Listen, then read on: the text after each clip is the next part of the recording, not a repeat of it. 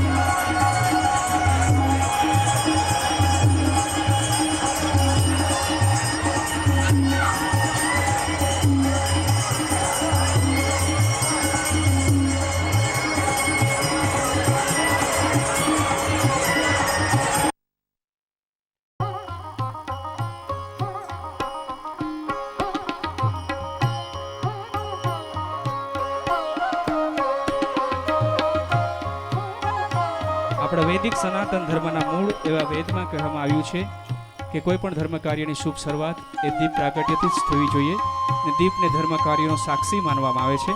તો આજે આપણા આ ધર્મ કાર્યની શુભ શરૂઆત એ દીપ પ્રાગટ્યથી થઈ રહી છે. દીપ પ્રાગટ્ય વખતે મંત્ર આ જ હોઈ શકે: શુભમ કરોતુ કલ્યાણમ આરોગ્યમ ધન સંપદ શત્રુ બુદ્ધિ વિનાશાય દીપ જ્યોતિર નમસ્તુતે. દીપ જ્યોતિર પરબ્રહ્મ દીપ જ્યોતિર જનાર્દન દીપો હર્તુ મે પાપમ દીપ જ્યોતિર નમસ્તુભ્યમ.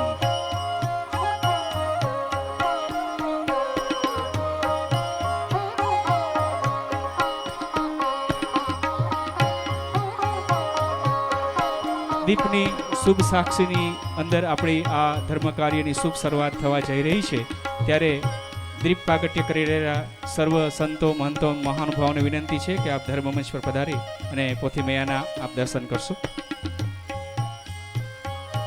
તેમાં સાદર વિનંતી કરીશ પરમ પૂજ્ય સંત શ્રી અરવિંદ ગિરી બાપુ, શ્રી હરેશપુરી કૈલાસપુરી ગોસ્વામી, શ્રી રમેશભાઈ કુરજીભાઈ લખાણી, શ્રી નરેશભાઈ બાલુભાઈ સોજિત્રા, શ્રી માધવજીભાઈ પટેલ, શ્રી ભીખુભાઈ કેશુભાઈ થામેલિયા, શ્રી પ્રતાપભાઈ વીરજીભાઈ ચુડવડિયા તથા શ્રી ભરતભાઈ પ્રેમજીભાઈ માંગુકિયાને વિનંતી છે કે ધર્મ મંચ પર પધારી પોથીજીના દર્શન કરશો. અરવિંદપુર ગિરી બાપુ દ્વારા પરમ પૂજ્ય બાપુનું સાલથી સન્માન.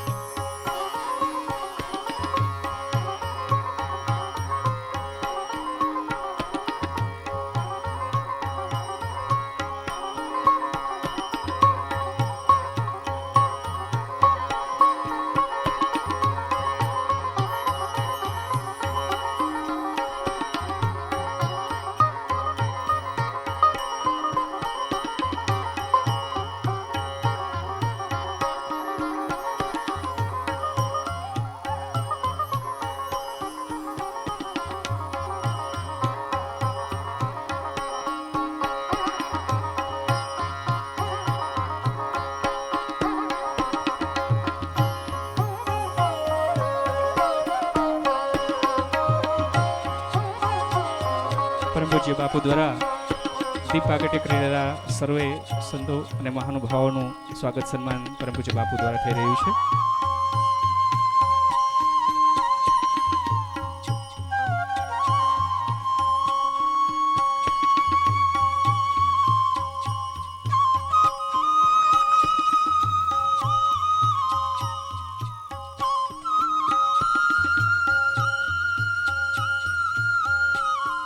તે દરમિયાન દીપ પ્રાગટ્યની વિધિ બાદ હવે આપણે ગણેશ વંદના તરફ આગળ વધીશું.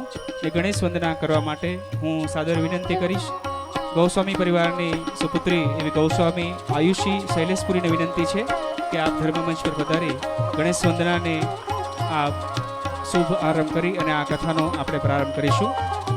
હું વિનંતી કરું છું ધર્મમંચ પર પધારવા માટે ગૌસ્વામી આયુષી શૈલેષપુરી ગણેશની વંદના કરવા માટે.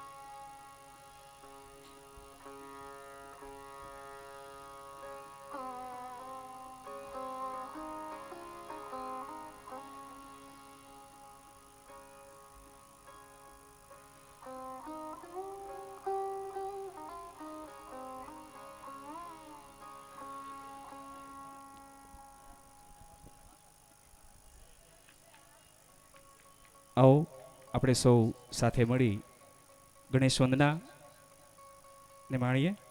તેમના માટે હું વિનંતી કરું છું ગોસ્વામી આયુષી શૈલેષપુરી દ્વારા આપણે ગણેશ વંદનાને નિહાળીએ.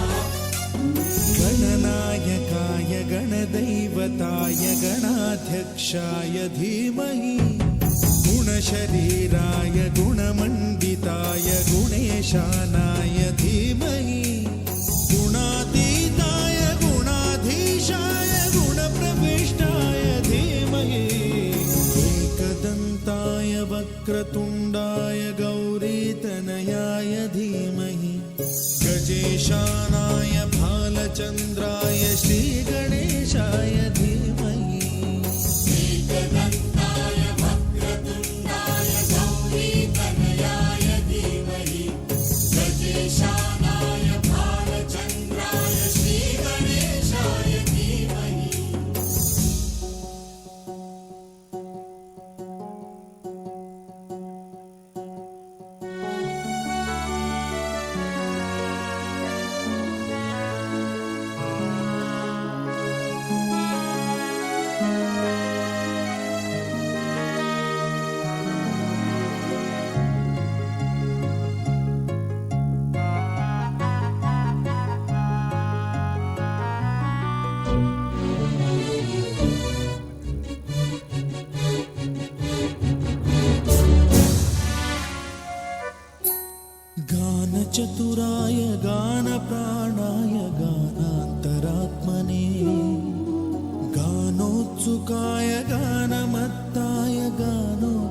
मनसे गुरुपूजिताय गुरुदैवताय गुरुकुलस्थायिने गुरुविक्रमाय गुह्यप्रवराय गुरवे गुणगुरवे गुरुदैत्यकलक्षेत्रे गुरुधर्मसदाराध्याय गुरुपुत्रपरित्रात्रे गुरुपाखण्डखण्डकाय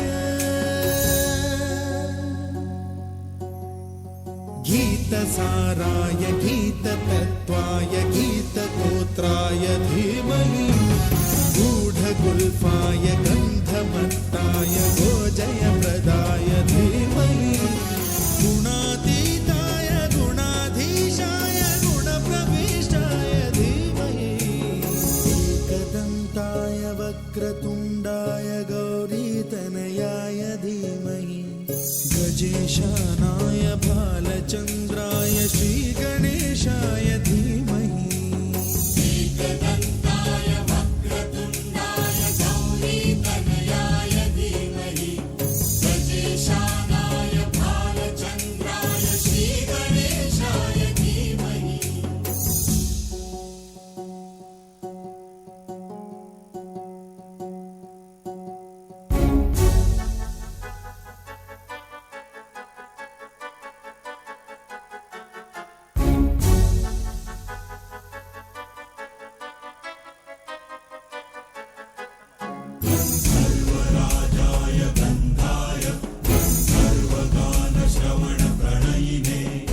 गाढानुरागाय ग्रन्थाय गीताय ग्रन्थार्थतत्त्वविदे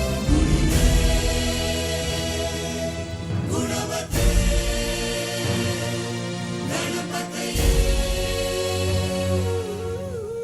ग्रन्थगीताय ग्रन्थगेयाय ग्रन्थान्तरात्मने गीतलीनाय गीताश्रयाय गीतवाद्यपटवे गेयचरिताय गायकवराय गन्धर्वप्रियकृते गायकाधीन विग्रहाय गङ्गाजलप्रणयवते गौरीस्तनन्दनाय गौरीहृदयनन्दनाय गौरभानुसुताय गौरीगणेश्वराय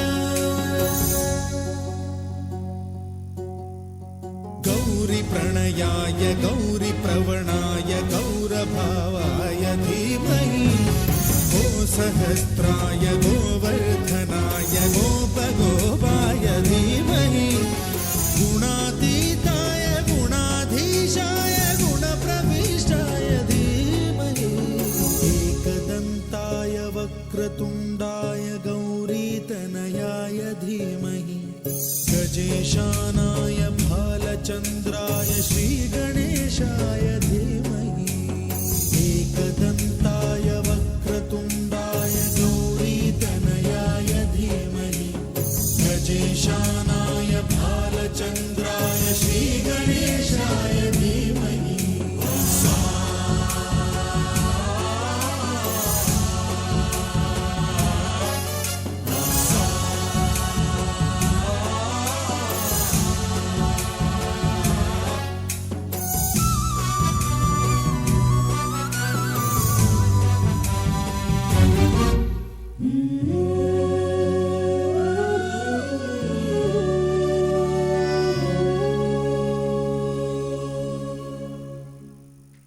જોરદાર તાળીઓથી આપણે આયુષીના આ ગણેશ વંદનાને સન્માનિત કરીશું. હું સાદર વિનંતી કરીશ આયુષીના પિતાશ્રી શ્રી શૈલેષપુરી બાપુ પણ ધર્મમંચ પર પધારે.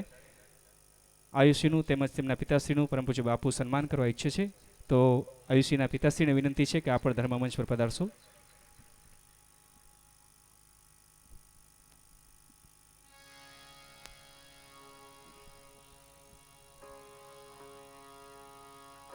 તેમના માતુશ્રી તે ધર્મમંચ પર છે, તેઓ પરમ પૂજ્ય બાપુના વરદ હસ્તે સન્માન સ્વીકારશે. અને તેમના પિતાશ્રી પણ અત્રે ધર્મમંચ પર પધારી રહ્યા છે, શ્રી શૈલેષપુરી બાપુ.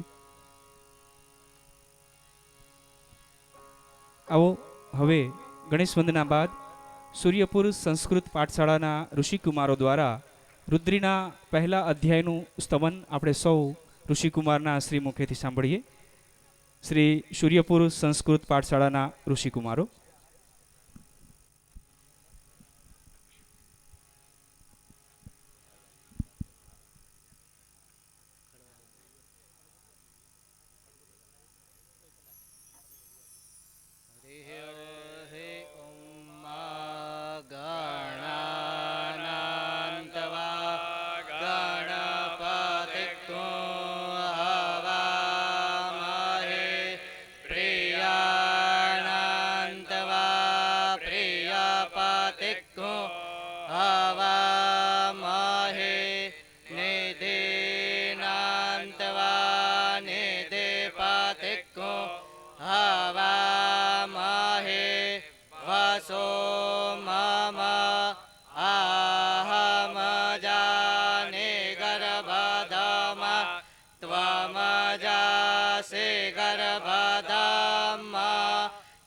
जागरतो दूरमुदय वान्तादु सुप्तस्य तथै पैति दूरङ्गमञ्जोति खाञ्जोतिरे कान्तन्मे मनः शिवसङ्कल्पमस्तु जेन कर्माण्यपसो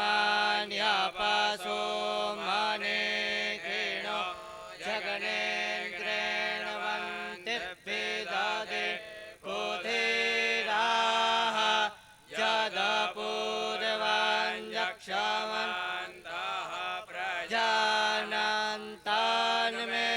मनः शिवसङ्कल्पमस्तु जतप्रज्ञानमुतचेतो धृतिश्च दद्योतिरन्तरमृतं प्रजासु जसमान्नरेते किञ्चन कर्म क्रियते तान्मे मनः शिवसङ्कल्पमस्तु जेनेदाम्भूताम्भुवनं भविष्यत परिग्रहे ताममृतेन सर्वं जेन जगनस्तायते तत्तन्मे मनः शिवसङ्कल्पमस्तु जसमेन्द्रे चाहसामजो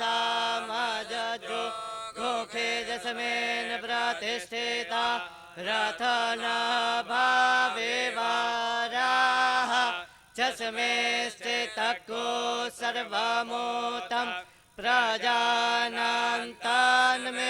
मनः शिवसङ्कल्पमस्तु सुखारथिरसवानेव जन्मनुकीयते पेशुभिर्वा रथप्रतिष्ठाञ्जदधिरञ्जविष्ठन् तन्मे मनः शिवसङ्कल्पमस्तु ॐ शान्तिः शान्तिः शान्तिः. ઋષિકુમારો દ્વારા રુદ્રીના પ્રથમ અધ્યાયના સ્તવન બાદ આવો આજની કથાનો શુભ પ્રારંભ કરીએ. મહેમાનો, મહાનુભાવો અને સંતો મહાંતોના વરદ હસ્તે દીપ પ્રાગટ્ય, ત્યારબાદ પોથીજીનું પૂજન, ગણેશ વંદના અને રુદ્રીના પ્રથમ અધ્યાયના સ્તવન બાદ આજની કથાનો શુભ પ્રારંભ કરીએ તે પહેલાં શ્રી શિવ મહાપુરાણમાં કહેવામાં આવ્યું છે કે કથાના શ્રવણ સંકલ્પ માત્રથી જ જીવ એ પાપરહિત, પવિત્ર અને પુણ્યશાળી બની જાય છે. આ કથા એ આદિ, વ્યાધિ, ઉપાધિ જેવા અનેક પ્રકારના દુઃખોથી મુક્તિ આપનાર છે અને ભગવાન શિવ એ મુક્તિ અને મોક્ષના દેવ હોવાથી કથા કરનાર, કરાવનાર, કહેનાર અને કથાનું શ્રવણ રસપાન કરનારના સર્વે પિતૃઓ મુક્ત બની મોક્ષ ગતિને પામે છે અને આ કથા એ તન, મન, ધનથી સુખી અને સમૃદ્ધ રાખનાર છે. તો આવો આજે જ્યારે આપણે સૌ આ કથામાં જ સંમિલિત છીએ ત્યારે પરમ પૂજ્ય બાપુને વિનંતી કરીએ કે આપણને સૌને શિવકથા રસગંગાનું શ્રવણ રસપાન કરાવે કે જેથી કરીને આપણે પણ આપણા પિતૃઓને મુક્ત કરી મોક્ષ ગતિને અપાવીએ અને આપણે પણ તન, મન, ધનથી સુખી અને સમૃદ્ધ થઈએ. ઓમ નમઃ શિવાય.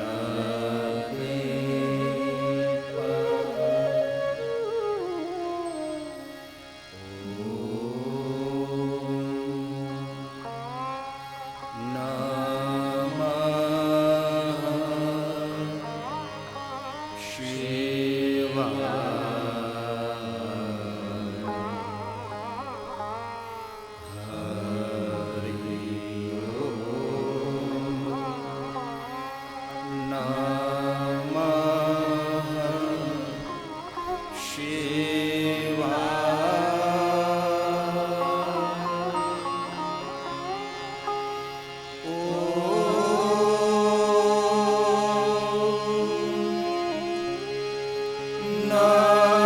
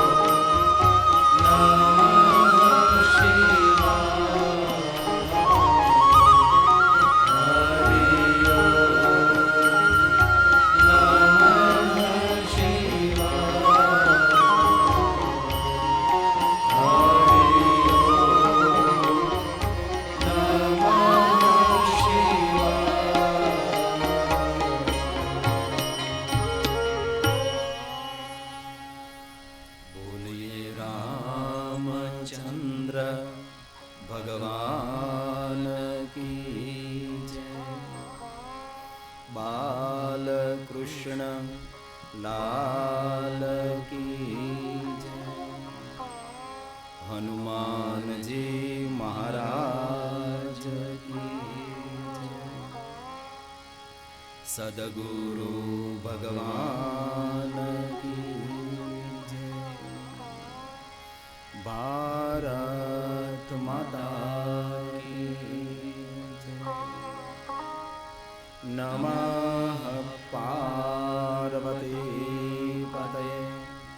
હર હર મહાદેવ.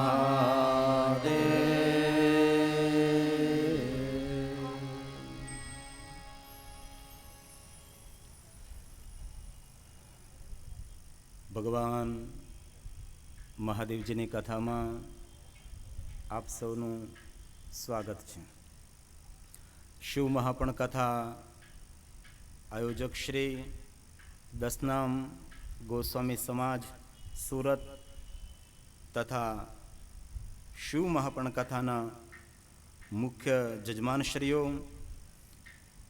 અખંડ સૌભાગ્ય જમનાબેન તથા શ્રી કુંવરજીભાઈ ધનજીભાઈ લાખાણી તથા અખંડ સૌભાગ્ય કૈલાસબેન તથા શ્રી રમેશભાઈ કુંવરજીભાઈ લાખાણી તથા અખંડ સૌભાગ્ય પરુણાબેન તથા શ્રી જિગ્નેશભાઈ કુરજીભાઈ લાખાણી તથા શિવ મહાપણના મુખ્ય જજમાનશ્રીઓ સદગત પવિત્ર આત્મા નર્મદાબેન તથા બાબુભાઈ સવજીભાઈ સોજિત્રા તથા અખંડ સૌભાગ્ય રસીલાબેન તથા શ્રી નરેશભાઈ બાલુભાઈ સોજિત્રા તથા અખંડ સૌભાગ્ય અસ્મિતાબેન તથા શ્રી જિગ્નેશભાઈ બાબુભાઈ સોજિત્રા તથા શિવ મહાપણ કથાના મુખ્ય જજમાન શ્રી અખંડ સૌભાગ્ય ઉષાબેન તથા શ્રી માધવજીભાઈ ધનજીભાઈ માંગુકિયા પછેગામ તથા ધ્રુવેનભાઈ માધવજીભાઈ માંગુકિયા તથા શ્રી નીલમ ધ્રુવકુમાર બલર તથા લેન્ડમાર્ક કોર્પોરેશન લેન્ડમાર્ક ચેમ્બર્સ પવિત્ર જજમાનશ્રીઓના સહયોગ દ્વારા સુંદર શિવ મહાપણ કથાનું આયોજન થયું. આજે શિવ મહાપણ કથાનું દીપ પ્રાગટ્ય હરદેવ કુવા કૃપા આશ્રમ નવાગામ ઢાળ પૂજ્ય સંત શ્રી અરવિંદગીરી બાપુ તથા અન્ય પધારેલા સંતો મહાત્માઓ મહાનુભાવો મહેમાનો ભાઈઓ બહેનો વડીલો બાળકો આપ સૌનું પુનઃ સ્વાગત કરતા શિવ મહાપણ કથાનો પ્રારંભ કરીએ. એ પહેલાં મુખ્ય જજમાનશ્રીઓને ઊંચા હાથની તાલીઓ વડે ખૂબ ખૂબ વધાવીએ. બહુ જ ભાગ્યવાન જજમાનશ્રીઓ કે જેમના સહયોગ દ્વારા દસનામ ગોસ્વામી સમાજ દ્વારા સુંદર શિવ મહાપણ કથાનું આયોજન થયું. પુનઃ આપ સૌનું સ્વાગત કરતા શિવ મહાપણ કથાનો પ્રારંભ કરીએ. શિવ મહાપુરાણ પ્રથમ ભગવાન મહાદેવજીએ ભવાનીને કથા કહી છે. ભગવાન મહાદેવના મુખેથી નંદિકેશ્વર ભગવાને કથા સાંભળી. એ નંદિકેશ્વર ભગવાને સનતકુમારોને કથા કહી અને સનતકુમારોએ ભગવાન વેદવ્યાસજીને કથા કહી અને વેદવ્યાસજીએ તેમના સદ શિષ્ય સૂત પુરાણીજીને ભગવાન મહાદેવની કથા ભણાવી છે. જે સૂત પુરાણી અને શૈનકાદિ મહાત્માઓનો સુંદર સંવાદ એ તીર્થરાજ પ્રયાગમાં થયો છે. તો સૂત પુરાણજી પ્રયાગ તીર્થમાં ભગવાન મહાદેવજીની કથા કહે છે. અસંખ્ય મહાત્માઓ ભગવાન મહાદેવની કથા સાંભળે છે. તીર્થરાજ પ્રયાગને યાદ કરી ભગવાન મહાદેવજીની કથાનો પ્રારંભ કરીએ. પણ એ પહેલા જે દસનામ સમાજ દ્વારા સુંદર શિવ મહાપણ કથાનું આયોજન થયું છે અને અત્યાર સુધીમાં આ દસનામ સમાજના 10 નામો ભાગ્યે જ કોઈ જગ્યાએ એકઠા થયા હોય છે. હરિદ્વારની અંદર એક મહાત્માએ બહુ સરસ વાત કરેલી. કોઈ પણ ગામમાં કોઈ પણ શહેરમાં અથવા કોઈ પણના આંગણે આ 10 નામધારી આ 10 નામ એકઠા થાય એમનું આંગણું તીર્થ કરતા મહાન કહેવાય છે. તો પેલા 10 નામની એક વંદના છે જે આદિ જગતગુરુ શંકરાચાર્ય મહારાજ રચિત છે. આવો શિવ કથાનો પ્રારંભ કરીએ. એ પહેલા 10 નામને નમન કરીએ. ગિરી પર્વત સાગર પૂરી ભારતી સરસ્વતી વનમ અરણ્ય તીર્થાશ્રમ દશ નામાની નમો નમઃ દશ નામાની નમો નમઃ. આ 10 નામ છે. પ્રથમ ગિરી. આદિ જગતગુરુ શંકરાચાર્ય મહારાજે ગિરી સમાજને ભગવાનની આરતી ઉતારવા માટે નિમા. પર્વતોમાં જે પહાડી વિસ્તારમાં જે માણસો રહેતા હતા તેમને શિવ જ્ઞાન આપવા માટે જે પહાડ વિસ્તારમાં રહેતા હતા તેને પર્વત નામથી સંબોધન કરવામાં આવ્યું. દરિયાએ ખેડૂતો અને સાગર કિનારે જે રહેતા હતા તેમને શિવનો સંદેશ આપવા માટે તેને સાગર નામથી સંબોધન કર્યું. અને જે પુરીઓમાં રહેતા હતા, જગન્નાથપુરી, કાશીપુરી, જે પુરીમાં રહેતા હતા અને પુરીમાં રહી શિવ નામનો પ્રચાર કરતા હતા તેમને પુરી નામ આપવામાં આવ્યું. અને 10 નામોનું જે સંચાલન કરતા હતા તેને ભારતી નામ આપવામાં આવ્યું છે. અને જે ઉપદેશ કરતા હતા, શિવ ધર્મનો જે ઉપદેશ કરતા હતા તેને સરસ્વતી તરીકે ઓળખવામાં આવે છે, કારણ કે જેને બોલવાનું કામ છે સરસ્વતી છે. પછી વનમાં જે રહેતા હતા, વનવાસીઓને જે શિવ ધર્મનો માર્ગ દેખાડતા હતા તેને વન તરીકે સંબોધન કરવામાં આવ્યું. અરણ્ય વનની અંદર રહેતા હતા તેને અરણ્યના નામથી સંબોધન કરવામાં આવ્યું. જે અન્ય તીર્થોમાં રહેતા હતા તેને તીર્થ નામથી સંબોધન થયું.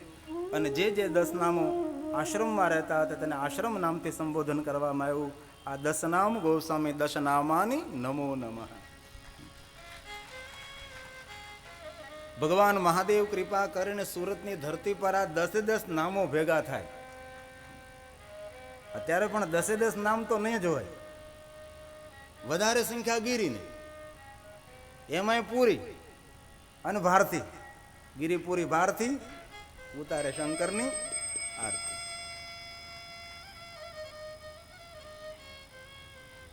તો આસ્થા ચેનલના માધ્યમ દ્વારા વન હોય, અરણ્ય હોય, તીર્થ હોય, આશ્રમ હોય,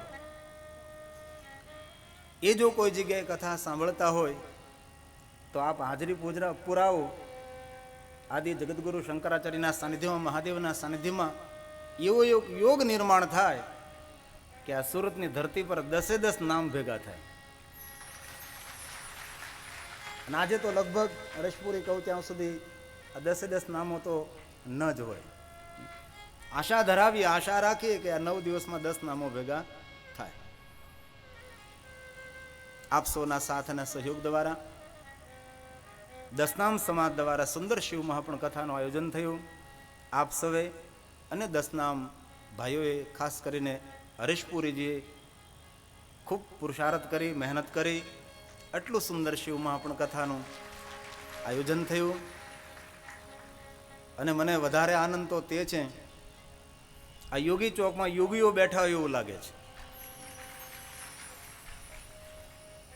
અને આજે એ વાતનો તો વધારે આનંદ થાય કે આ કથામાં બહેનોની સંખ્યા છે એના કરતાં મારા ભાઈઓની સંખ્યા વધારે છે. નહીતર તો કથામાં બહેનોની સંખ્યા વધારે હોય, પણ આ કથામાં ભાઈઓની સંખ્યા વધારે છે, કારણ કે આજે રવિવાર છે. તેથી જેને ભાઈઓએ, યુવાનો, આપ સૌએ રવિવારની રજાનો સદુપયોગ કર્યો છે તેમને મારા લાખો પ્રણામ છે, કારણ કે આજે રજા છે. તેથી સમયનો સદુપયોગ થાય. આવો આપ સૌને પ્રણામ કરતા ભગવાન મહાદેવજીની કથાનો પ્રારંભ કરીએ. એ પહેલા તીર્થરાજ પ્રયાગને યાદ કરી અને ભગવાન શિવજીના ગુણગાન ગાવાનો એક સુંદર પ્રયાસ. ધર્મ ક્ષેત્રે મહાક્ષેત્રે ગંગા કાલિંદી સંગમે પ્રયાગે પરમે પુણ્યે બ્રહ્મા લોકસ્ય વર્તમાની બ્રહ્મા લોકસ્ય વર્તમાની.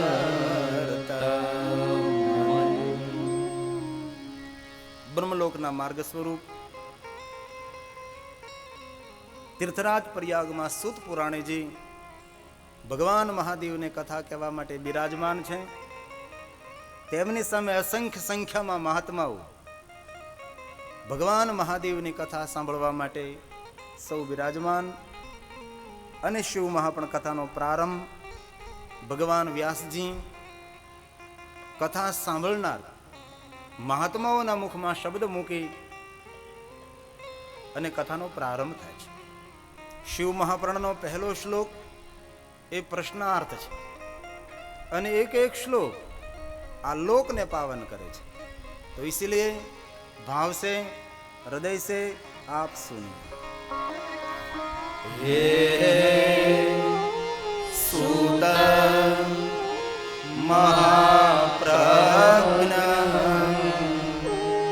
सर्व सिद्धांत वेद प्रभो आख्याहि में तथा सारम पुराणानां विशेषतः पुराणानां विशेषतः.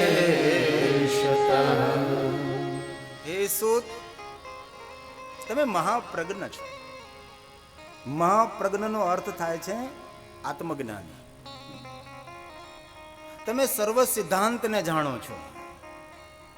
એવી રીતે ભગવાન મહાદેવની કથા કહો, આખ્યાન રૂપે કોઈ પણ વાતની રજૂઆત કરવામાં આવે, તેમનું શબ્દ ચિત્ર આંખની સામે આવે, તેને આખ્યાન કહેવાય. વિદવત્તા સભર નહીં, પણ આખ્યાન રૂપે ભગવાનની કથા કહો. કથા કહો તેટલું નહીં, કથા સારમ, કથાનો સાર કહો. અને હે સૂત, એક કૃપા કરજો, પુરાણ નામ વિશેષતઃ, આ પુરાણની અંદર જે કહ્યું છે એ જ કહેવાનો પ્રયાસ કરો. તેવી એક પ્રાર્થના છે. પુરાણ નામ વિશેષતઃ, આ શિવ મહાપુરાણનો પહેલો શ્લોક છે. બીજા શ્લોકની અંદર સુંદર માગણી કરી છે. અમારે શું સાંભળવું છે, અમારે શું જોઈએ છે? સદાચાર સદભક્તિ વિવેકો વર્ધતે કથમ સ્વવિકાર નિરાશ્ચન સજ્જને પ્રિયતે કથમ સજ્જને પ્રિયતે કથમ. મહાત્માઓ સૂતને એમ કહે, સજ્જન માણસોએ પોતાના જીવનમાં ક્યાં સમયે કેવો નિર્ણય લેવો જોઈએ એ આપ કહો. તો શિવ મહાપુરાણના બીજા શ્લોકમાં એમ કહ્યું, સજ્જને ક્રિયતે કથા. તો ભગવાનની કથા કોના માટે છે? ભગવાનની કથા સજ્જનો માટે છે. લગભગ માણસો એવું બોલતા હોય છે કે ભગવાનની કથા સમાજને સુધારવા માટે છે. એ વાત ખોટી છે. ભગવાનની કથા સમાજને સુધારવાનું સાધન નથી. ભગવાનની કથા ભક્તોની સાધના છે. ભગવાનની કથામાં કોણ આવે? સજ્જનો આવે છે. ભગવાનની કથામાં કોણ આવે? જેને પ્રભુ પર પ્રેમ હોય તે આવે. તો ભગવાનની કથા સજ્જનો માટે છે. ભગવાનની કથા દુર્જનો માટે નથી. પછી કોઈ સાંભળી લે અને તેમનું કલ્યાણ થઈ જાય તો અહોભાગ્ય. જો ભગવાનની કથા દુર્જનો માટે હોય તો ભગવાન વ્યાસ અહીંયા એમ લખે કે દુર્જને ક્રિયતે કથમ. પણ એવું શિવ મહાપુરાણમાં નથી કહ્યું કે દુર્જને ક્રિયતે કથમ, કે દુર્જન માણસોએ પોતાના જીવનમાં શું કરવું જોઈએ તેવો ઉલ્લેખ નથી કર્યો. પણ એમ કહ્યું કે સજ્જને ક્રિયતે કથમ, ડાયા માણસોએ, સજ્જન માણસોએ પોતાના જીવનમાં શું કરવું જોઈએ. પ્રથમ કહ્યું સદાચાર, સદભક્તિ. અમારા જીવનમાં સદાચાર આવે, અમારા જીવનમાં ભક્તિ નહીં પણ સદભક્તિ આવે. સદભક્તિ તેને કહેવાય જે ભક્તિમાં કોઈ આશા અને અપેક્ષા ન હોય, જીવન પ્રભુને સમર્પિત હોય, કોઈ માંગણી ન હોય પણ પ્રભુની પ્રત્યે પૂર્ણ લાગણી હોય, તેને સદભક્તિ કહે છે. આવી ભક્તિની માગણી કરી છે. પછી એમ કહ્યું વિવેકો વર્ધતે કથમ. અમે શું કરીએ તો અમારા જીવનમાં દિન પ્રતિદિન વિવેકની વૃદ્ધિ થાય. આ ત્રણ મૂળ વસ્તુ છે. સદાચાર, સદભક્તિ, વિવેકો વર્ધતે કથા. પ્રયાગ તીર્થમાં જે મહાત્માઓ કથા સાંભળે છે તેનામાં વિવેક તો છે જ, પણ તે વિવેકમાં વધારો કેવી રીતે થાય એવી અમને કોઈ કથા સંભળાવો. એને વિવેક એ માણસનો મસ્તકનો મુકુટ છે. કોઈ પણ માણસ પાસે ધન, સંપત્તિ, વૈભવ, પદ, પદવી બધું જ હોય, પણ વિવેક એમની શોભા છે. વિવેક એ જીવનનું મૂળ છે. તેથી આપણી સનાતનની પરંપરામાં 5 દેવતાઓની પૂજામાં આપણે વિનાયકની પૂજા પહેલા કરીએ છીએ, ગણપતિની પૂજા પહેલા કરીએ, ભગવાન ગણેશની પૂજા પ્રથમ છે. આજે ગોસ્વામી આયુષપુરીએ ભગવાન ગણેશ ઉપર પણ બહુ સરસ નૃત્ય કર્યું, તેથી એ દીકરીને પણ આપણે ખૂબ ખૂબ વધાવીએ કે ગોસ્વામીની દીકરી. વિવેકો વર્ધતે કથમ. કોઈ પણ માણસે કોઈ પણ ક્ષેત્રમાં આગળ વધવું હોય તો વિવેકને પ્રધાનતા આપવી. વિવેક આપણી ઓળખાણ છે, વિવેક આપણી શોભા છે, વિવેક આપણો શણગાર છે. ભલે આપણે અન્ય બીજી કોઈ વસ્તુમાં વિવેક ન રાખીએ, પણ ભૂલા વગર વાણીમાં વિવેક તો રાખવો જ. કારણ કે વાણીની શોભા જ એનો વિવેક છે. વાણીમાં વિવેક ન હોય તો વાણી દિવ્ય ન લાગે. કોઈ પણ વાણીની બોલીની દિવ્યતા તેમનો વિવેક છે. આપણા ચિંતનકારો અને સાહિત્યકારો એમ કહે, તોતડી જીભ હારી પણ તોછડી જીભ નહીં હારી. તોતડી જીભ સારી પણ તોછડી જીભ નહીં સારી.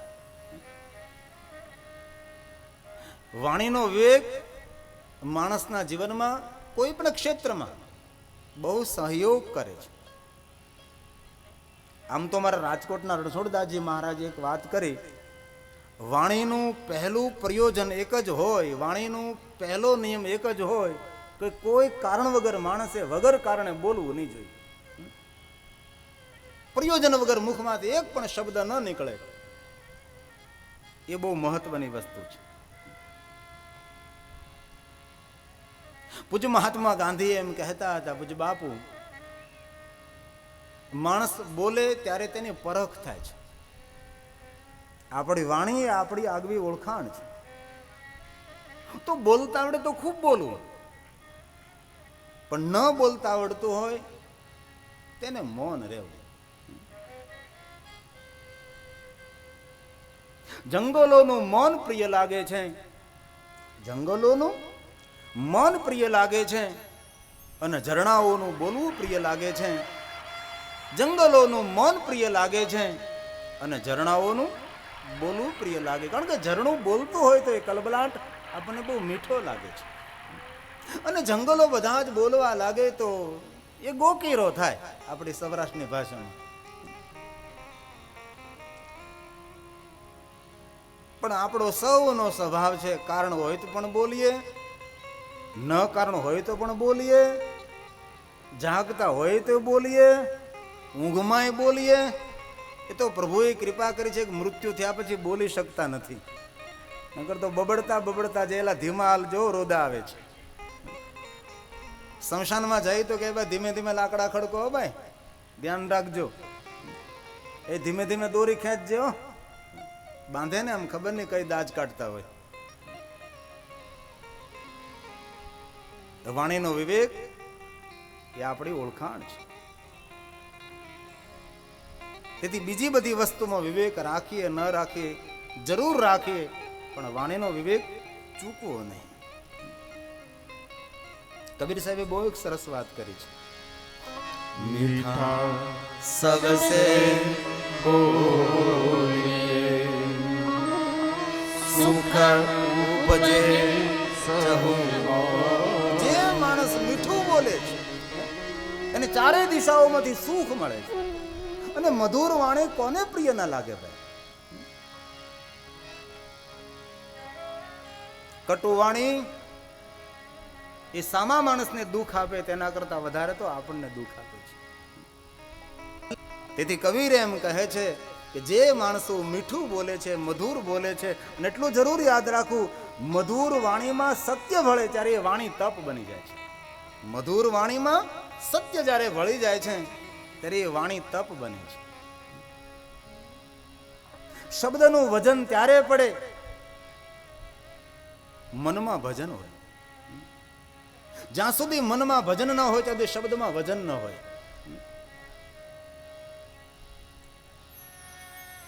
કબીરે એવો દાવો કર્યો છે કે જે માણસો મધુર બોલે છે, મીઠું બોલે છે, એને એક દિશામાંથી નહીં 14 દિશા. કોઈ મહાત્મા એમ કહે 14 દિશા, કોઈ એમ કહે 10 દિશા, કોઈ એમ કહે દિશા અનદિશા. ચારો દિશાઓમાંથી તેને સુખ મળે. તો સુખી થવું હોય તો કથાના પહેલા દિવસે યાદ રાખીએ કે દુનિયા લૂંટાઈ જાય પણ મુખમાંથી કડવો શબ્દ ન નીકળે.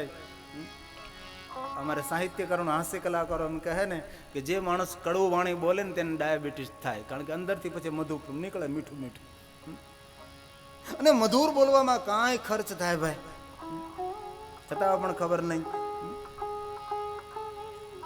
પણ કબીર સાહેબનો આવો સુંદર દાવો છે, મીઠા સબસે બોલે સુખ ઉપજે ચહુ ઓર વશીકરણ યહ મંત્ર હૈ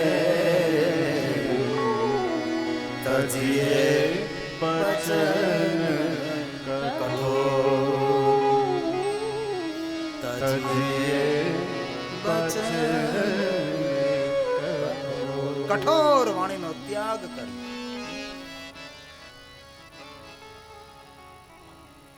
તેથી કથાના પહેલે દિવસે આપણે સૌએ નિર્ણય લેવાનો, બસ આજથી મધુર બોલવું. એક મહાત્માએ બહુ સરસ વાત કરેલી, ધનવાનોને હંમેશા સન્માન આપવું. આ સમાજમાં જે ધનવાન માણસ હોય તેમને સન્માન બહુ જ પ્રિય હોય છે. ના આપો તો તેને સારું ન લાગે ને આપણને સારું ન લાગે. ધનવાનોને સન્માન પ્રિય છે, જ્ઞાનીઓને વંદન પ્રિય છે. કોઈ વિદ્વાન હોય, કોઈ જ્ઞાની હોય, કોઈ બ્રાહ્મણ હોય, કોઈ સાધુ હોય, સંત હોય, તેમને વંદન બહુ વાલું લાગે છે. વડીલોને આદર પ્રિય છે, વડીલોને આદર પ્રિય છે. અને પ્રેમ આપવા જેવું કોઈ પાત્ર હોય તો એ બાળકો છે. બાળકોને ખૂબ પ્રેમ આપે. હરીશ પારીખે એક બહુ સરસ વાત કરી કે બાળકના ઘડવા માટે માટલાની જેમ બાળકને ઘડો. એમ જેવી રીતે ઘાડઘડા કુંભાર ભગત હોય એ માટલાને ઘડે, એવી રીતે બાળકોને ઘડો. આવું કહ્યું. તેની સામે બીજા ચિંતનકારે એવું કહ્યું કે જરૂર બાળકને માટલાની જેમ ઘડો, તેના કરતા વધારે સારું એ છે કે જેમ કોઈ શિલ્પકાર પથ્થરમાંથી મૂર્તિ ઘડે, શિલ્પકાર પથ્થરમાંથી ટાંકણા મારી મારી નિરાકાર પથ્થરમાંથી આકાર ઉભો કરે છે. ત્યારે ત્રીજા ચિંતનકારે એવું કહ્યું કે સત્ય વાત છે કે બાળકોને માટલાને જેમ ઘડો, બાળકોને શિલ્પકાર જેમ મૂર્તિ ઘડે તેવી રીતે બાળકોને ઘડો. પણ ત્રીજા ચિંતનકારે એવું આટલી સરસ વાત કરી કે બાળકો કાંઈ માટલું નથી, બાળક કાંઈ પથ્થર નથી, બાળક તો જ્યોત છે. તેને પ્રેમ કરો, જેમ જ્યોતનું જતન કરો તેમાં બાળકોને પ્રેમ કરો.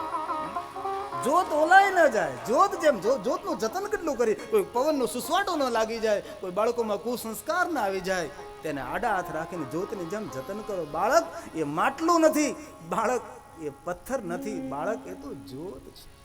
તેથી કહ્યું બાળકોને પ્રેમ કરો અને ખૂબ પ્રેમ આપો બાળકો. અને આ જગતમાં પ્રેમ આપવા જેવું કોઈ પાત્ર હોય તો નિર્દોષ એ બાળક જ છે. અને સજ્જનોનો સંગ કરો. દુર્જનનો સંગ માણસને બરબાદ કરી દે છે. સંગ કરો તો સજ્જનનો સંગ કરો અને સમય સત્સંગમાં આપો. જીવનનો સમય સત્સંગમાં. એક ઘડી આધી મેં પુનિયાદ. તેથી ફરી વાર કહું છું મારા ભાઈઓને કે વ્યાસપીઠ ઉપરથી ગિરી બાપુ તમને લાખો વંદન કરે છે કે આજે મોટી સંખ્યા મારા ભાઈઓની છે. અને એ ભાઈઓમાં પાછા યુવાનોની સંખ્યા વધારે છે. તેથી મારા યુવાનોને ખૂબ હૃદયપૂર્વક પ્રણામ કરું છું.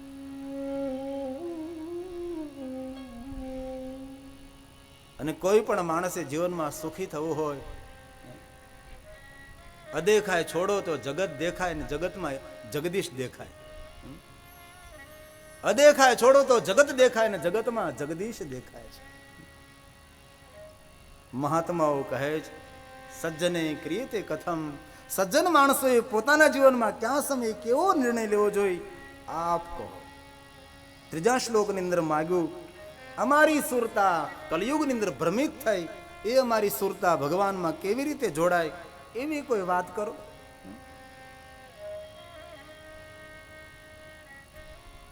ચોથા શ્લોકમાં એવી વાત કરી છે પાવનમ નામ ચા પાવન. આ જગતને પાવન કરનાર જગતનો ઈશ્વર કોણ છે? ભગવાન કોણ છે? કેવા છે? ક્યાં છે? અને શું કરે છે? અને શિવ મહાપણના 5મા શ્લોકની અંદર એકદમ સ્પષ્ટ શબ્દમાં વાત કરી કે એ કહો શિવ પ્રાપ્તિર ભવે. આ ભુવનમાં ભગવાન શિવની પ્રાપ્તિ અમને કેવી રીતે થાય એવી કોઈ સરસ વાત કરો.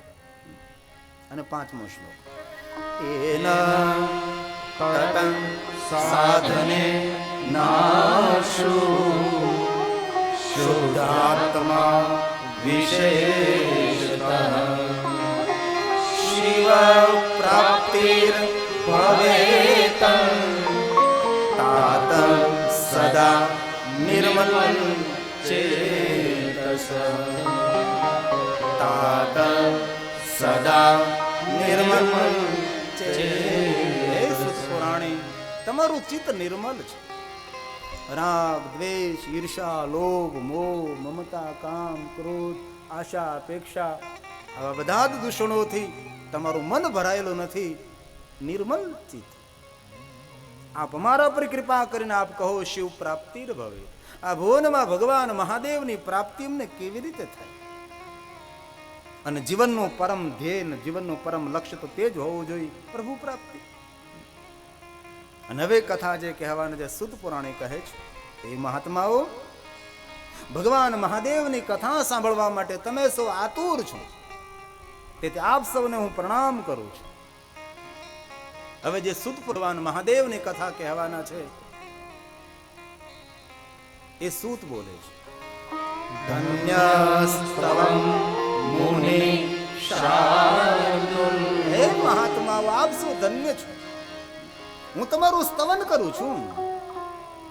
શાર્દુલ. શાર્દુલનો એક અર્થ થાય વાઘ. શાર્દુલનો બીજો અર્થ થાય શક્તિશાળી માણસ, વીર પુરુષ, જ્ઞાની પુરુષ, વિદ્વાન પુરુષ. તેટલા માટે આપ ધન્ય છો કે ભગવાનની કથા સાંભળવા માટે તમારી પ્રીતિ છે. શ્રવણ પ્રીતિ ભગવાન મહાદેવની કથા સાંભળવામાં તમને જે પ્રેમ છે તેથી આપ ધન્ય છો. તો સાંભળો મહાત્માઓ, હું તમને ભગવાન મહાદેવની કથા કહું. જે કાંઈ કહીશ એ સિદ્ધાંત સાથે કહીશ.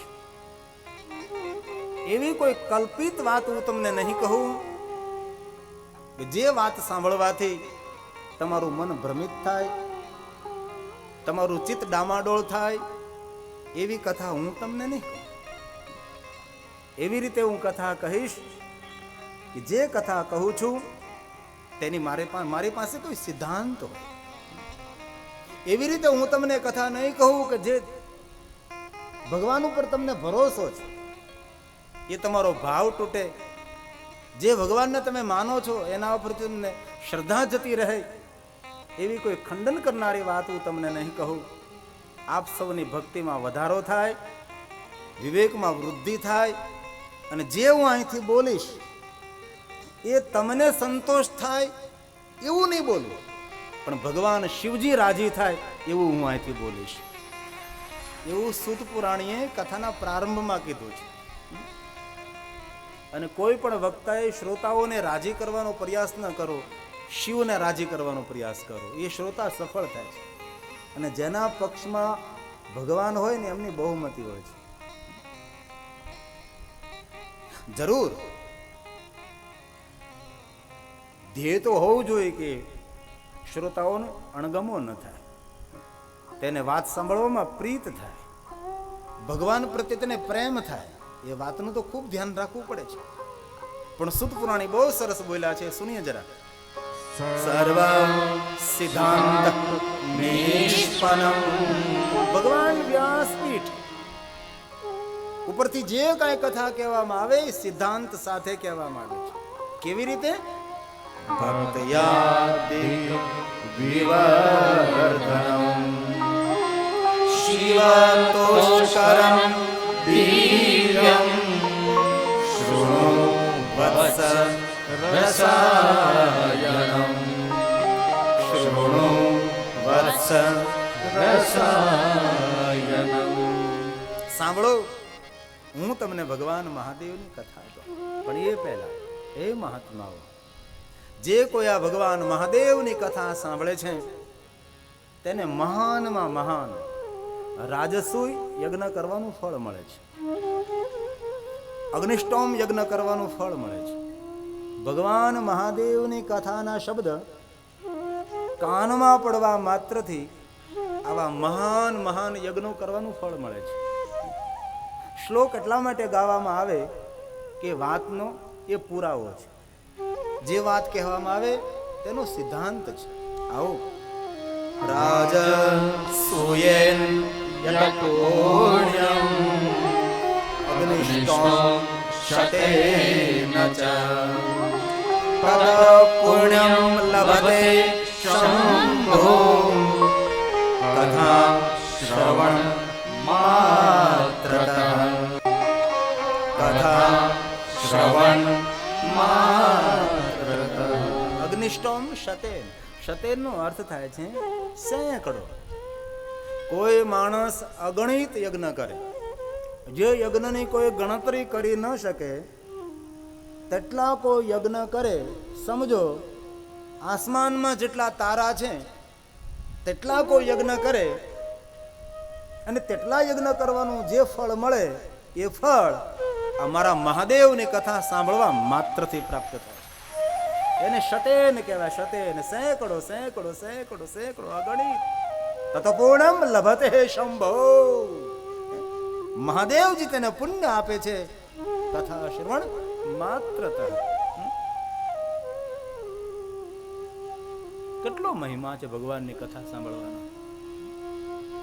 અંતે તો પછી ભગવાન વ્યાસે બહુ શ્લોકોનું ગાન કર્યું છે કે જે કોઈ આ મહાદેવની કથા સાંભળે તેમને જેટલા તીર્થ છે સર્વ તીર્થોની યાત્રા કરવાનું ફળ મળે. આગળ એમ કહ્યું કે મેરુ પર્વત જેટલું સોનું ભેગું કરીને, મેરુ પર્વત જેટલું સોનું ભેગું કરીને જો દાન કરવામાં આવે, અને જે મેરુ પર્વત સમાન સોનાનું દાન કરીને જે પુણ્ય મળે એ જ પુણ્ય, એ જ ફળ આ મારા મહાદેવની કથા સાંભળવા માત્રથી પ્રાપ્ત થાય. હવે પહાડ જેટલું સોનું જોયું હોય તો આપણે સીધા ગાંડાની હોસ્પિટલમાં જતા રહીએ. એટલું બધું સોનું તો લગભગ અરિહંત જ્વેલમાં નહીં હોય.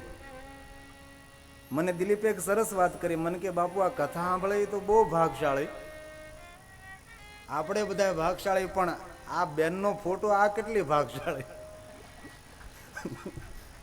અમારા પ્રતાપભાઈ એમના ઘરાણાનો ફોટો મૂક્યો છે હરિહન જવેલ.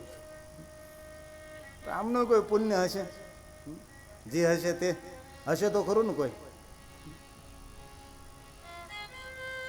અમારા પૂજ્ય બ્રહ્મલીન ડોંગરેજી બાપા એમ કહેતા હતા, એમના મુખેથી મેં સાંભળેલું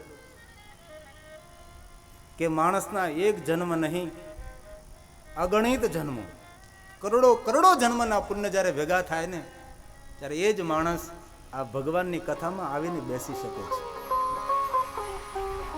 તેથી જે ભાઈઓ બહેનો વડીલો બાળકો આપ કથામાં બેઠા છો, તમારી જાતને સામાન્ય નહીં સમજતા. આપ સૌનું એક જન્મનું પુણ્ય નથી, આ કરોડો કરોડો જન્મના પુણ્ય જ્યારે ભેગા થયા છે ને, અને કરોડો જન્મના પુણ્યના ફળ આવે છે, અને તેથી આપ ભગવાન મહાદેવની કથામાં બેઠા છે. ભગવાન વ્યાસે તો શિવ પુરાણમાં ત્યાં સુધી કહ્યું કે જે ભગવાન મહાદેવની કથા સાંભળે છે એના પુણ્યનો મહિમા હું ન ગાઈ શકું. એક યજ્ઞ નહીં, કરોડો કરોડો યજ્ઞ કરવાનું ફળ મળે છે. તેથી આપણે ભગવાનની કથાને યજ્ઞ કહીએ ને, જ્ઞાન યજ્ઞ. એક ચિંતનકારે બહુ સરસ વાત કરેલી, આપણને જે સોંપવામાં કામ આવ્યું હોય એ નિષ્ઠાપૂર્વક કરવામાં આવે, તેનાથી મોટો કોઈ યજ્ઞ નથી. આપણને સોંપવામાં આવેલું કામ, આપણને જે કામ સોંપવામાં આવ્યું છે એ કામ નિષ્ઠાપૂર્વક કરવામાં આવે તો તેનાથી મોટો કયો યજ્ઞ છે. પણ અંતે યજ્ઞનો ખૂબ જ મહિમા શિવ મહાપુરાણની અંદર ગાયો છે. ભગવાન વ્યાસ મહાદેવની જે કથા સાંભળે છે એમનો મહિમા ગાય છે એક શ્લોકની અંદર. શૃણવન્તિ મુને શૈવં પુરાણ શાસ્ત્ર મુત્તમ તે મનુષ્યાનાં મંતવ્યા રુદ્રા એવ સંશયઃ રુદ્રા એવ ન સંશયઃ. હવે આનાથી મોટી ઉપમા આ જગતમાં એક પણ નથી. ભગવાન વ્યાસ એમ કહે કે જે કોઈ શિવ મહાપુરાણની કથા સાંભળે તે મનુષ્યના મંતવ્ય રુદ્રા એવ ન સંશયઃ. इसमें કોઈ સંશય નહીં. જે મહાદેવની કથા સાંભળે છે એ મહાદેવના સ્વરૂપો છે. આ પત્રિકામાં લખાયેલું છે, શિવ મહાપુરાણમાં કહ્યું શિવ કથામાં સાંભળનાર શ્રોતા સ્વયં ભગવાન મહાદેવના સ્વરૂપ છે. આ શિવ પુરાણમાં પણ એ જ કહ્યું. મહાદેવની જે કથા સાંભળે છે રુદ્ર એવ ન. તેથી કથા સાંભળનાર ભાઈઓ બહેનો, આપ સૌ અમારા માટે મહાદેવના સ્વરૂપ છે. અમે તો તમારા પૂજારી છીએ. શબ્દ રૂપી પુષ્પ લઈ તમારા પર અભિષેક કરીએ છીએ. 9 દિવસ સુધી અમે તમારી આરતી ઉતારીએ. પેલા મંદિરમાં આરતી ઉતારતા ને હવે વ્યાસપીઠ પર બેસીને તમારી આરતી ઉતારીએ. બાકી આરતી તો પાકી છે. ભગવાન વ્યાસે કથા કહેનાર કથા સાંભળનારનો મહિમા બહુ જ ગાયો છે. તો જે ભાઈઓ બહેનો વડીલો કથા સાંભળે એ સાક્ષાત મહાદેવના સ્વરૂપ છે. અને શિવ મહાપુરાણમાં એમ કહ્યું કે જે કોઈ મહાદેવની કથા સાંભળે છે એ મહાદેવની કથા સાંભળનારનું દર્શન કરવામાં આવે તો આ જગતના જેટલા તીર્થ છે એ સર્વ તીર્થોને યાત્રા કરવાનું ફળ મળી જાય. આમાંથી જે ભગવાન મહાદેવની કથા સાંભળતા હોય અને તેમનું દર્શન કરી લ્યો એટલે સર્વ તીર્થયાત્રાનું ફળ પ્રાપ્ત થાય છે. આ કેટલો મહિમા છે. તેથી ભગવાન વ્યાસ એમ કહે છે, એક વાર નહીં વારંવાર ભગવાનની કથા સાંભળો, વારંવાર સાંભળો. સદા સેવ્યા સદા સેવ્યા સદા સેવ્યા વિશેષતઃ એત શિવ પુરાણસ્ય કથા પરમ પાવની કથા પરમ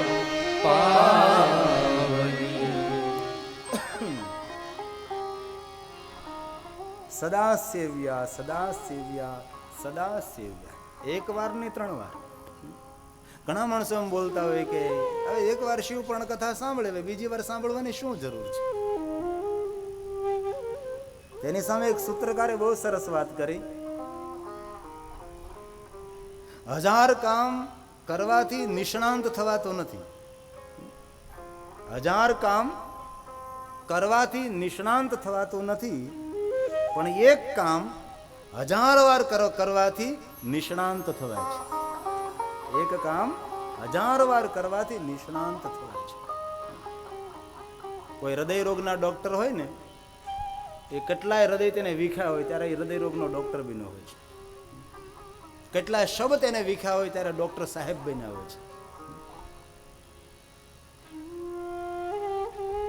1000 કામો કરવાથી નિષ્ણાંત થવાતું નથી, પણ એકનું એક કામ 1000 વાર કરવાથી નિષ્ણાંત થવાય છે. એક જાદુગર એક રાજ દરબારમાં ગયો અને રાજાને રાણીને એક સરસ ખેલ દેખાડ્યો. રાજા રાણીને એમ થયું, કરે આ જાદુગર શું દેખાડવાનું? રાજ દરબારની અંદર જ્યાં વ્યવસ્થા કરી હતી તે જગ્યાએ રાજા અને રાણી બેઠા હતા અને જાદુગર આવ્યો અને જાદુગરની સામે એક ભેંસ ઊભી રાખી. એટલે રાજા રાણીને એમ કે આગળ આ જાદુગર છે એટલે ભેંસને આગળ ગુમ કરી દે છે, જેમ સ્ટેજ ઉપર મારુતિ ગુમ કરી દે, માણસને ગુમ કરી દે. રાજા રાણીના મનમાં આવ્યું કે આગળ આ ભેંસ ઊભી છે તેને પોતાના જાદુ વડે એ અલોપ કરી દેશે, ગુમ કરી દેશે. પણ જાદુગરે કંઈક જુદું જ કર્યું છે. રાજા રાણી ભાળે તે જ પ્રમાણે પેલો જાદુગર આખી ભેંસને હાથમાં ઉચકી લે છે. રાજા ને રાણી પોતાના સ્થાન ઉપરથી ઊભા થઈને કહેવા લાગ્યા કે વાહ, આટલી મોટી ભેંસ જાદુગર ઉચકી લીધી, આટલું મોટું જાદુ. જ્યારે જાદુગર કહે છે, રાજા રાણી આમાં કોઈ જાદુ નથી. આ ભેંસ જ્યારે નાનું પારું હતું, નાનું બચ્ચું હતું, ત્યારે જ્યારે જન્મ્યું હતું ત્યારે રોજ એને હું દિવસમાં 5 થી 10 વખત ઉછકતો હતો. રોજની મારી પ્રેક્ટિસ રહી, રોજની મારી પ્રેક્ટિસ રહી. આ ભેંસનું પારું, ભેંસનું બચ્ચું મોટું થતું ગયું, મારી પ્રેક્ટિસ વધતી ગઈ અને એક દિવસ આખી ભેંસને ઉચકી લ્યો છું. તેથી એક કામ વારંવાર કરવાથી તેમાં નિષ્ણાંત થવાય છે. સદા સેવ્યા, સદા સેવ્યા, સદા સેવ્યા. એક વાર નહીં, સેવન કરતા જ રહો, કરતા જ રહો, કરતા જ રહો. એક ટીકડી ખાવાથી તાવ તો ઉતરી જાય, એક ટીકડી ખાવાથી તાવ ઉતરી જાય, પણ કોર્સ તો આખો પૂરો કરવો પડે કે નહીં, તો જ જળમૂળમાંથી જાય. મંજિલનું કદ બહુ જ નાનું હોય છે પણ રસ્તો બહુ લાંબો હોય છે. મંજિલનું કદ બહુ જ નાનું હોય પણ રસ્તો બહુ લાંબો હોય છે. મારા વિદ્યાર્થીઓ માટે પરીક્ષા તો 3 કલાકની પણ મહેનત આખું વર્ષ કરવું પડે ને. પરીક્ષાઓ 3 કલાકની હોય પણ તેની પાછળ મહેનત આખું વર્ષ હોય. તેમ મૃત્યુ એક ક્ષણનું હોય છે પણ તકેદારી આખી જિંદગી રાખવી પડે છે. મૃત્યુ એક ક્ષણનું હોય છે પણ તકેદારી જીવનભર રાખવી પડે છે. એમ એક ક્ષણવાર ભગવાનની કથા સાંભળો, એક જન્મ નહીં, જન્મ જન્માંતરના પાપ જાય.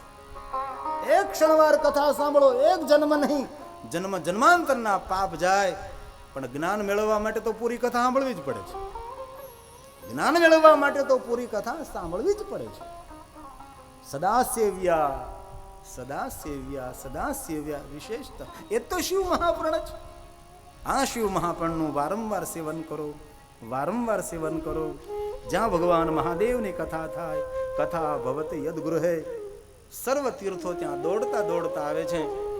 તીર્થોને બોલાવવા પડતા નથી, તીર્થોનું આહવાન કરવું પડતું નથી, પણ જ્યાં ભગવાન મહાદેવની કથાનો પ્રારંભ થાય છે તે ભૂમિ પર સર્વ તીર્થો આપોઆપ આવવા લાગે. આવું શિવ મહાપુરાણના પ્રારંભમાં કહ્યું છે. અને ત્યારબાદ એમ કહ્યું કે જે ભૂમિ પર ભગવાન મહાદેવની કથાનું ગાન કરવામાં આવે એ ભૂમિ પર એક યજ્ઞ નહીં, હજારો યજ્ઞ કરવામાં આવે અને જે પુણ્ય એકત્ર થાય તે જ પુણ્ય જ્યાં ભગવાન મહાદેવની કથાનું ગાન કરવામાં આવે તે પુણ્ય ફલિત થાય છે. આ ભગવાન વ્યાસ બોલ્યા છે એક શ્લોક. અશ્વમેધં સહસ્રાણી વાજપેયી શતાની ચ શતાની. અહીંયા કોઈ સેંકડો વાજપેયી યજ્ઞ કરે, 1000 અશ્વમેધ યજ્ઞ કરે, અને જે પુણ્ય એકત્ર થાય એ પુણ્ય જ્યાં ભગવાન મહાદેવની કથાનું ગાન કરવામાં આવે એ ભૂમિ એટલી પ્રભાવશાળી બને છે. તેથી જે આ ભૂમિના માલિક છે એ પણ બહુ જ ભાગ્યવાન હોઈ શકે, તો જ તેની ભૂમિમાં આ ભગવાનની કથા થાય. કોણ માલિક છે તો મને ખબર, નરેશપુરી કોણ છે આ ભૂમિના માલિક? કોણ? હિંમતભાઈ ખેની. હિંમતભાઈ ખેની આ ભૂમિના અત્યારના વર્તમાનમાં માલિક છે. સારું, ખૂબ ખૂબ તેને આપણે વધાવીએ કે જે આ ભૂમિના માલિક છે, એમને આ આપણને કથાનું આયોજન કરવા માટે આ ભૂમિ આપી છે. અને અહીંયા લગભગ તો બંગલા જ બનવાના છે ને, તો શું બને બીજું? અહીંયા જે બંગલા બળે, બહુમાળી ભવન બને, એ બહુમાળી ભવનમાં બંગલામાં રહેનારા માણસો પણ કોઈ પુણ્યવાન છે. મને એમ લાગે બંગલા બને છે ત્યારે જલ્દી ખપી જશે. આ કે આ ભૂમિ પર ભગવાન મહાદેવની કથા થઈ છે. અંતે કહ્યું ચતુર્વર્ગ પ્રદમ સેવમ. જે કોઈ ભગવાન મહાદેવની કથા સાંભળે તેને આપોઆપ ધર્મ, અર્થ, કામ અને મોક્ષની પ્રાપ્તિ થશે. ચરિત્રમ દેવ દિવસ્ય મહાદેવસ્ય અપારમ પરમોદારમ ચતુર્વર્ગસ્ય સાધનમ. તેમને ધર્મ, અર્થ, કામ અને મોક્ષની પ્રાપ્તિ થશે. આવી રીતે કથા સાંભળવાનો મહિમા કહેતા હવે શિવ મહાપણ કથાનો પ્રારંભ થાય છે. પણ તે પહેલા ભગવાન મહાદેવના વાંગમી સ્વરૂપ શિવપ્રાણને પગે લાગે છે. જે માણસો ભાવથી, ભક્તિથી ભગવાનના વાંગમય સ્વરૂપ શિવ મહાપણને પગે લાગે છે, વંદના શ્લોક છે. આવો ભાવથી આ શિવ મહાપણને પગે લાગે. વંદે શિવ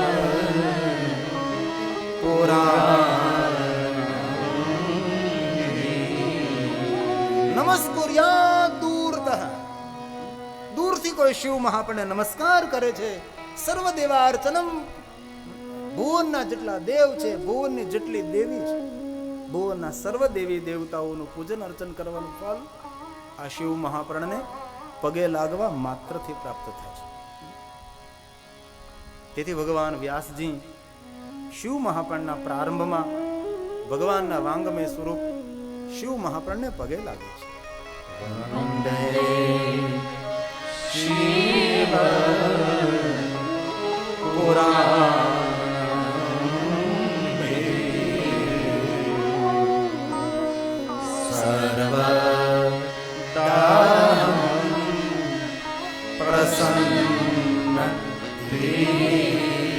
પ્રસન્ન બુદ્ધિ. હસવું અને પ્રસન્ન રહેવું એ બંને જુદી વાત છે. હસવું એ ઓઠનો વિષય છે. હસવું એ ઓઠનો વિષય છે.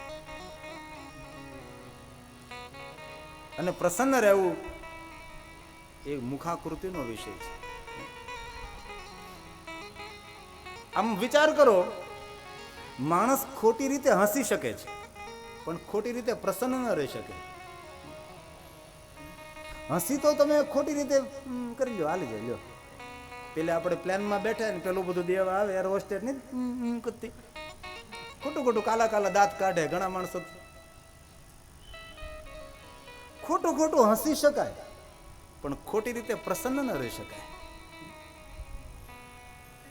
અને સદૈવ પ્રસન્ન રહેવું એ પરમાત્માની સર્વોપરી ભક્તિ છે. અને એ ભાગ્યે જ કોઈ સદૈવ પ્રસન્ન રહી શકે છે. પૂજ્ય મહાત્મા ગાંધીજી બહુ સરસ વાત કરી. એમ કહ્યું, જે માણસે પ્રસન્ન રહેવું હોય ને સુખી થવું હોય તો એક વાત મહામંત્રને જેમ યાદ રાખવી, જીવનની જરૂરિયાતો ઓછી કરવી.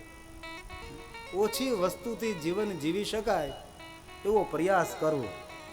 અને આપણે તો વધારતા જ જાય છે. પ્રસન્ન રહેવું હોય ને સુખી થવું હોય તો જીવનની જરૂરિયાતો ઘટાડો તો સદૈવ પ્રસન્ન રહી શકાય છે.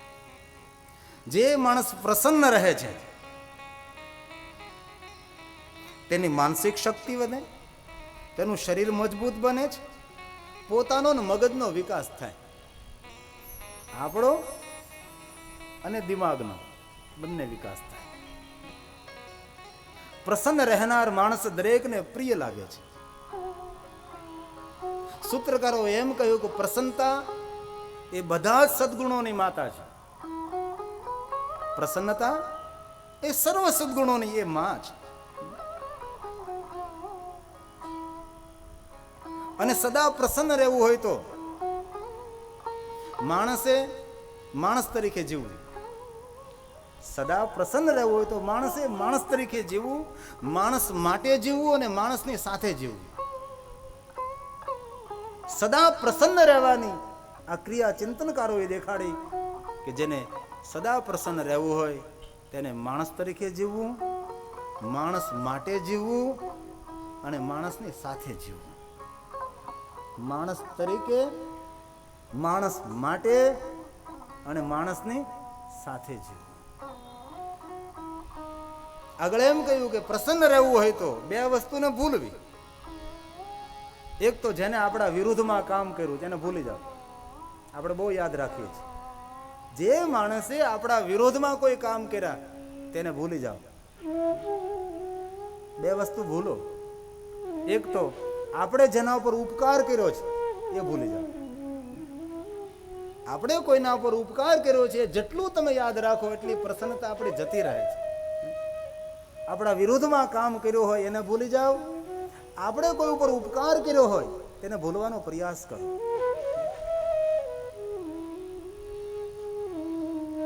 એક સૂત્રકારે બહુ સરસ વાત કરેલી, મૂર્ખ માણસનો માર ખાવો હારો. મૂર્ખ માણસનો માર ખાવો હારો, પણ મૂર્ખ માણસનો ઉપકાર નહીં હારો. મૂર્ખ માણસનો માર ખાવો સારો, પણ મૂર્ખ માણસનો ઉપકાર નહીં હારો. કારણ કે બહુ પીડા આપે, રોજ ગણાવે. મેં તમારા માટે આમ કર્યું છું, મેં તમારા માટે આમ કર્યું છું. તમારો જ્યારે કોઈ હાથ પકડતો નહીં હતો ત્યારે હું તમારી બાજુ ઊભો હતો. વારંવાર પોતાના ઉપકારોને યાદ અપાવે છે. એ મૂર્ખ માણસનો ઉપકાર બહુ જ નુકસાનકારક નીવડે છે. બે વસ્તુ ભૂલો, બે વસ્તુ ખૂબ યાદ રાખો. એક વસ્તુ એ યાદ રાખો કે મૃત્યુ સત્ય છે.